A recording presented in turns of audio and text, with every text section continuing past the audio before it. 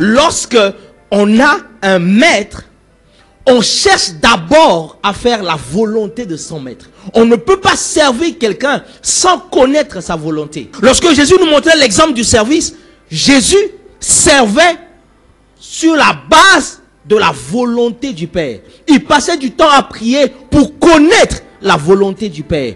Tout ce qu'il désirait faire, c'est qu'est-ce que Dieu veut? Qu'est-ce que le Père veut?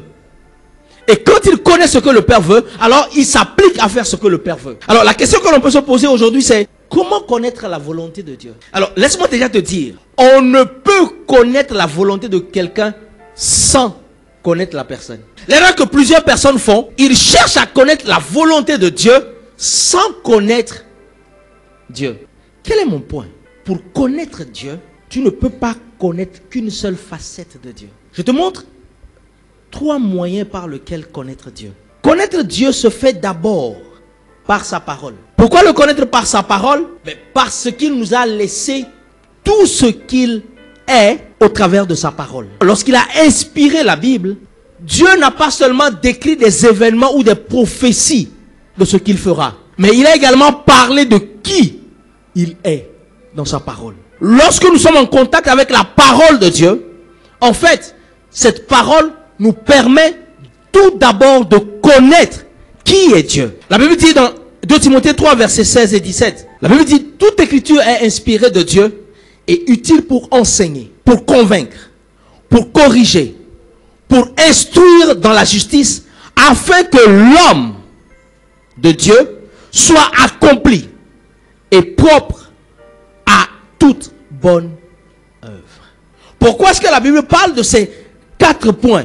Enseigner, convaincre, corriger et instruire. Ce passage nous dit que la Bible est là pour nous enseigner. Enseigner la sagesse de Dieu.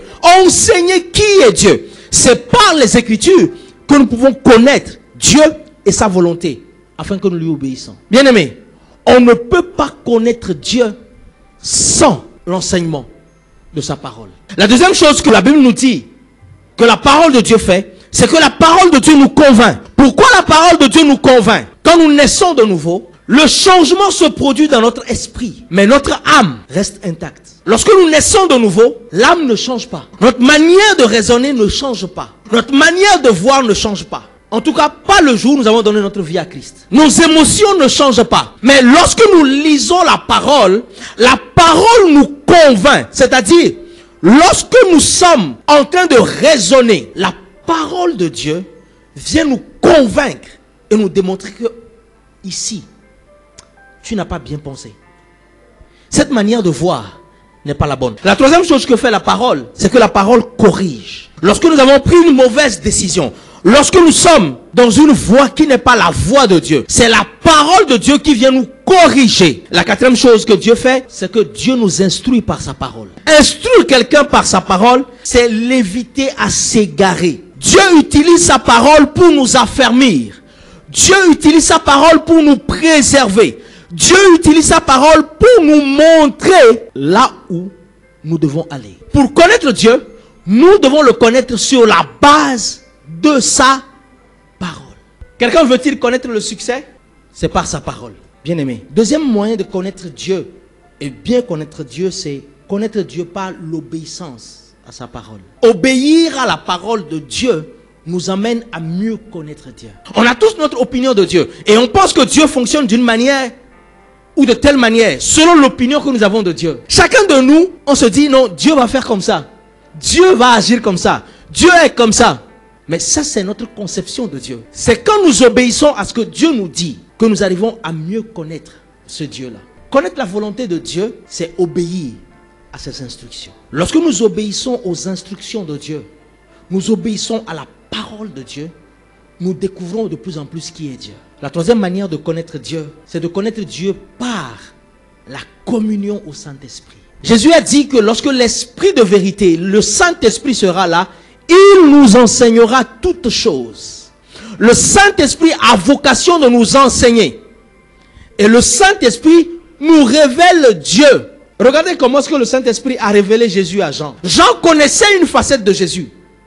Mais quand le Saint-Esprit a révélé Jésus à Jean, dans la vision qu'il a eue d'Apocalypse, Jean a réalisé qu'il ne connaissait pas Jésus. Les évangiles parlent de Jésus pendant son ministère terrestre. Mais le Saint-Esprit te révèle Jésus glorifié. Le Jésus glorifié, c'est Jésus dans toute sa gloire. Le Saint-Esprit sonde Dieu. Dans 1 Corinthiens 2, verset 10, la Bible dit, car l'Esprit sonde tout, même les profondeurs de Dieu. Veux-tu connaître Dieu?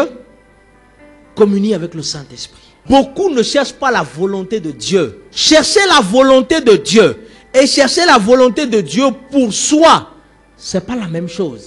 Quand on parle de volonté de Dieu, en fait, dans notre esprit, on regarde au loin tout le confort dans lequel nous pourrons être installés si nous marchons dans ce que Dieu veut pour nous. Tu cherches la volonté de Dieu?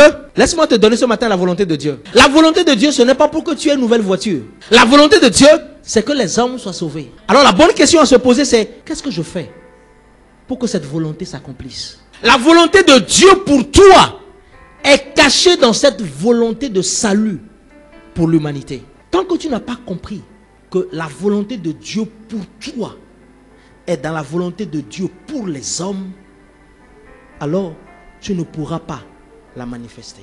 Je te donne 3 axes au travers duquel tu peux accomplir la volonté de Dieu. Le premier axe où tu peux accomplir la volonté de Dieu, c'est servir Dieu dans l'église. Pourquoi en servant Dieu dans l'église? Lorsque quelqu'un sert dans l'église, la personne contribue à perfectionner les saints.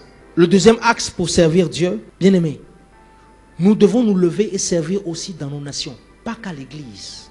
Nos nations ont besoin de Jésus-Christ. Comprenons qu'il y a des gens qui se réunissent pour détruire la ville, pour détruire le pays. Mais la ville doit prospérer. C'est par les hommes justes, c'est par les saints que la ville peut prospérer, que le pays peut prospérer. Notre rôle à nous, ce n'est pas le rôle de Dieu. C'est notre rôle à nous de payer le prix pour cette nation. La troisième manière de servir Dieu, c'est de servir Dieu dans nos familles. Nous diabolisons nos parents. À la limite, nous sommes contents d'avoir été sauvés. Mais on n'est pas attristés par le fait qu'eux ne sont pas encore sauvés. À quoi servirait-il d'aller au ciel et de vivre l'éternité seul, sans aucun membre de ta famille? Chacun de nous ici, nous sommes la réponse de Dieu à un problème de cette nation.